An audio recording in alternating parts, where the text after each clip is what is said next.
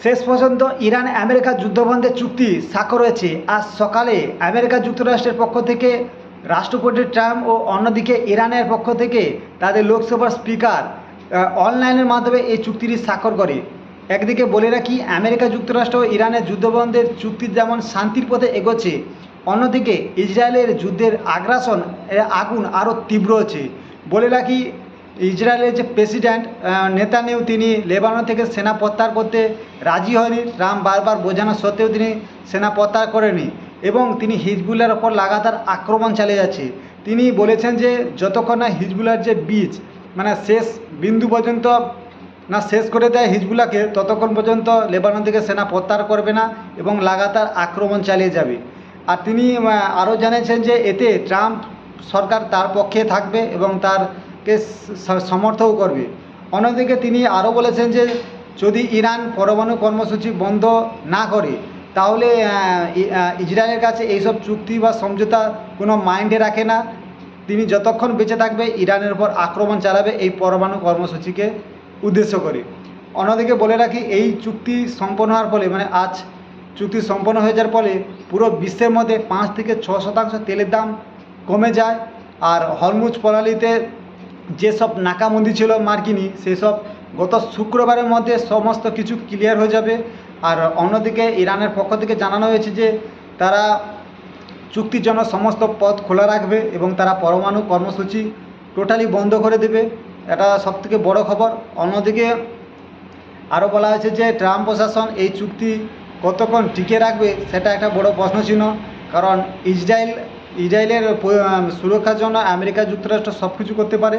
আর যেহেতু নেতানিয়াহু এরকম কথাবার্তা বলছে, লেবানন থেকে সেনা প্রত্যাহার করতে রাজি হচ্ছে না, ইরানকে যে কোনো মুহূর্তে পরমাণু কর্মসূচি নিয়ে আক্রমণ করতে পারে, একটা বলার বিষয়। এই চুক্তি কতক্ষণ স্থায়ী হবে সেটাও একটা কথা, বড় কথা।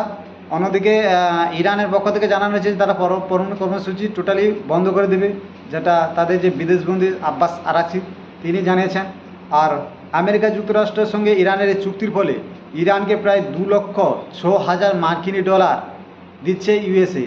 অন্যদিকে বলে রাখি, আমেরিকা যুক্তরাষ্ট্র যে ইরানে যে তেল সংক্রান্ত যে স্যাংশনগুলো রাখিয়েছিল সেগুলো সমস্ত তুলে নিতে যাচ্ছে।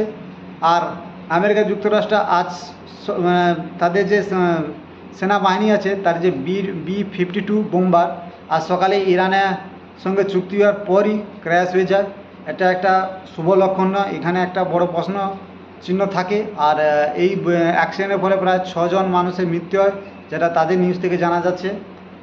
আর সবথেকে বড় কথা, বিশ্ববাজারে তেল ও গ্যাসের দাম খুবই সস্তা হতে চলেছে, আগের মতন আসতে চলেছে এবং তাদের যে চাহিদাটা সেটা পূরণ হয়ে যাবে। অন্যদিকে আব্বাস আরাকচি জানিয়েছেন যে লেবাননের যে ইসরায়েলি আগ্রাসন সেটাকে খুব দ্রুত বন্ধ করতে যাচ্ছে মার্কিন যুক্তরাষ্ট্র।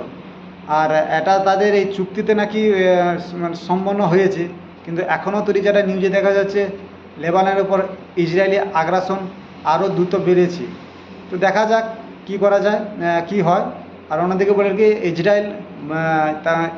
ইসরায়েলের পক্ষ থেকে জানানো হয়েছে যে তাদের যে অধিকৃত জায়গা হিজবুল্লাহ অধিকৃত যে জায়গাগুলো আছে লেবাননে, সেগুলো তারা কোনো প্রকারে ফেরত দেবে না আর হিজবুল্লাহকে পুরোপুরি নিশ্চিহ্ন করতে চাইবে। তো আপনারা নজরে রাখুন কোন মুহূর্তে কী ঘটে যাবে বলার বিষয়, কারণ এই চুক্তি কতক্ষণ স্থায়ী হবে সেটাও আমার মনে প্রশ্নচিহ্ন আছে, কারণ ইসরায়েল যেভাবে আগ্রাসন হচ্ছে। তা আপনারা এই ভিডিওতে লক্ষ্য রাখুন। আর ভিডিও ভালো লাগলে অবশ্যই লাইক ও সাবস্ক্রাইব করে যাবেন। বাই।